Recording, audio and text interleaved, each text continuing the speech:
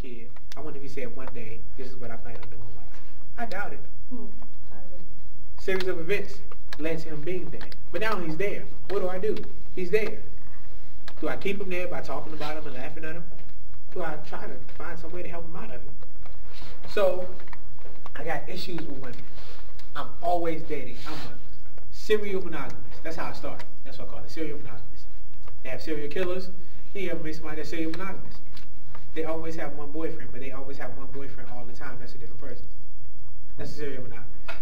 They go from person to person to person to person to person. But they're always in a committed relationship with the person. That's just the way it is. It's serial. But the crazy thing about being a serial monogamous is because of what you're looking for,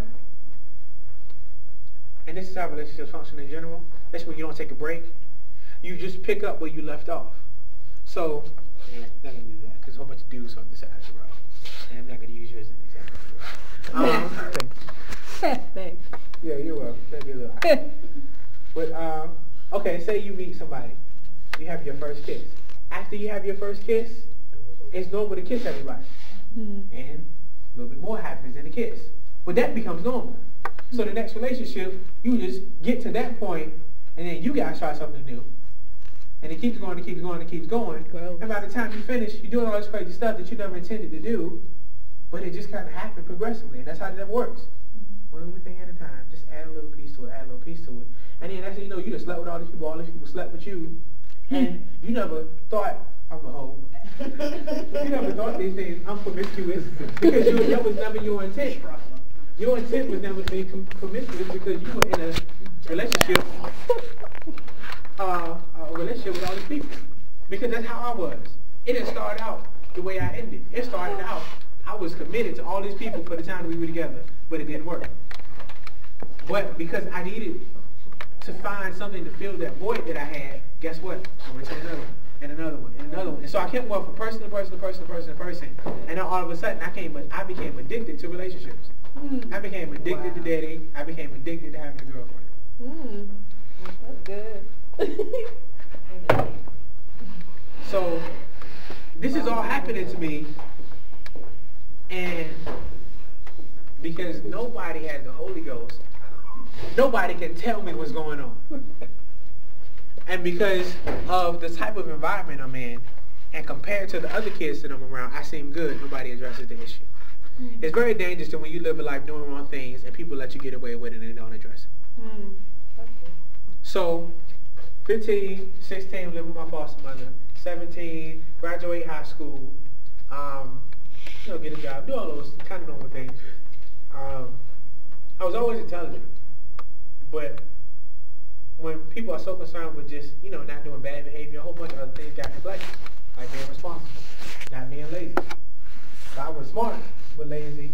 So I was always smart enough to figure out how to get out of doing something. Y'all know people like that. I know y'all do. They always got a plan to not do something, but they never have a plan to succeed or something.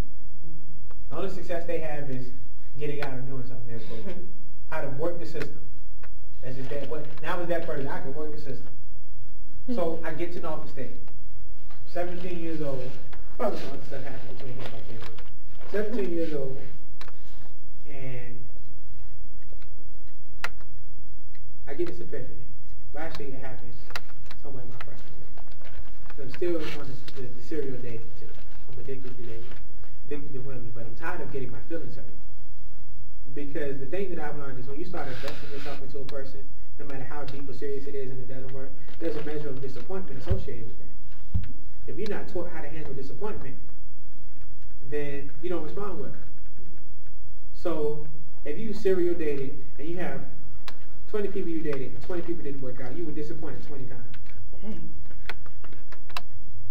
Maybe you should take a break. Calm down. But I never took a break because I needed that void fixed. At this time, mind you, 16 years old, I gotta go back. Something happened when I was 16. Because I need you to understand the depth of, I wrestled with rejection really bad. Most of my life, I wrestled with rejection. And I need you to understand why.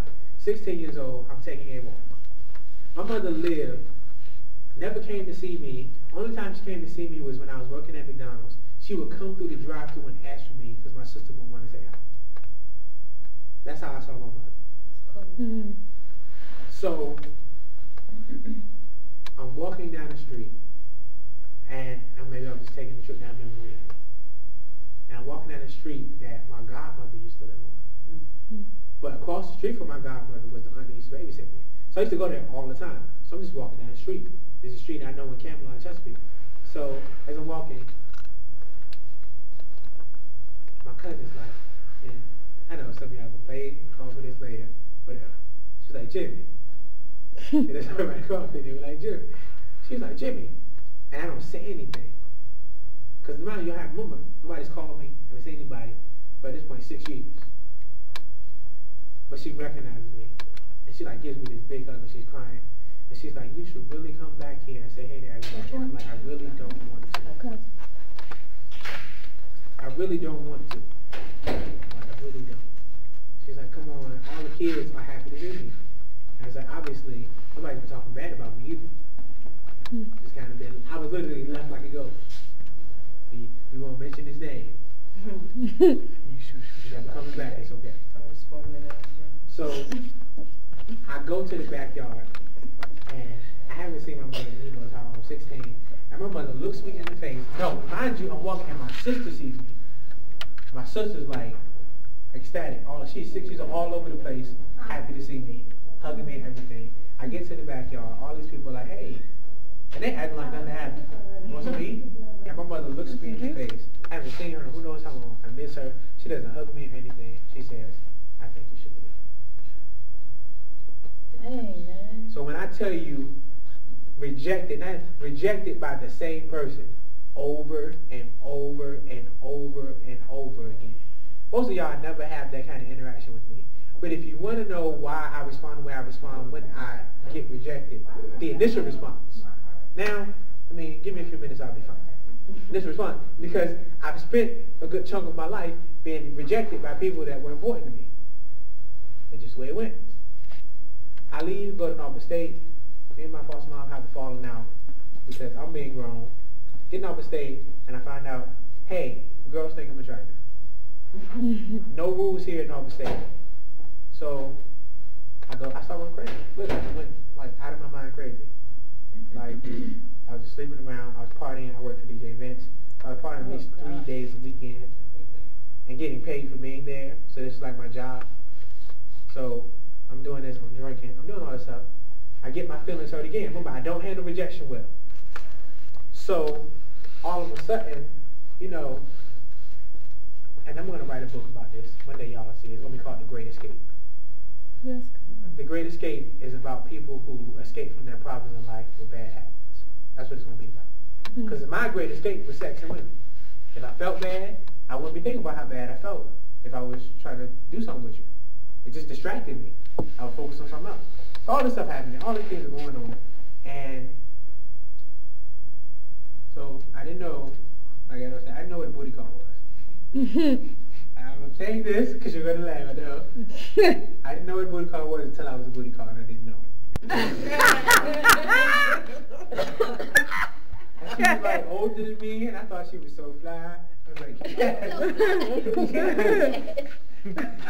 A couple of times some things happen and then all of a sudden she stops calling, doesn't answer my calls. And you know what? You know what I feel? Rejected.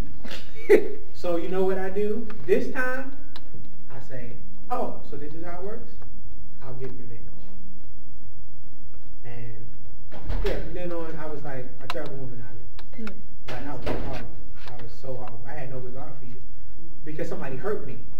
And I couldn't get to the person that hurt me, so I got to the closest thing that reminded me of the person. And that's what we do. Maybe some of the reason we treat the people, some of the people, the way we treat them is because they remind us of something else from our history. And sometimes they remind us of them.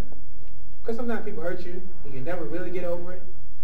So if they do anything that imitates what they did to you the last time, oh, you got to act a certain way. You got something to prove. But that's not how God deals with stuff. So we treat them bad because they remind us of something. We're still getting revenge. And then, one thing I found out, once you get saved, God convicts you. So after you're done getting revenge, you're going to feel twice terrible. You're going to feel bad because you did something wrong.